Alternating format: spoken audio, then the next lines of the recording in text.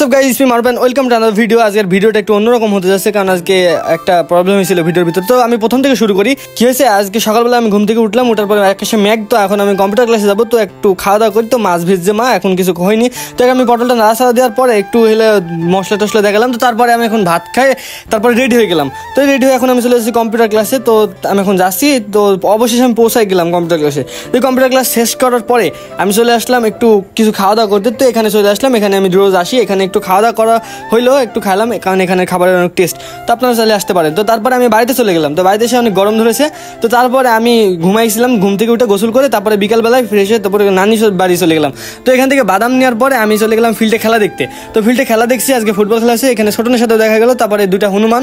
তো তারপরে খেলা হতে হতে কি হয়েছে, লাস্টের দিকে একটা অ্যাক্সিডেন্ট হয়ে গেছে, যার কারণে এই গোলকিপারের মাথার লেগে মাথা কেটে গেছে, অনেকখানি কেটে গেছে, সেলাই দেওয়া লাগবে আই থিঙ্ক। তো গাইস, যদি ভিডিওটা ভালো লাগে ফটাফট like comment share and subscribe করবেন। আসসালামু আলাইকুম।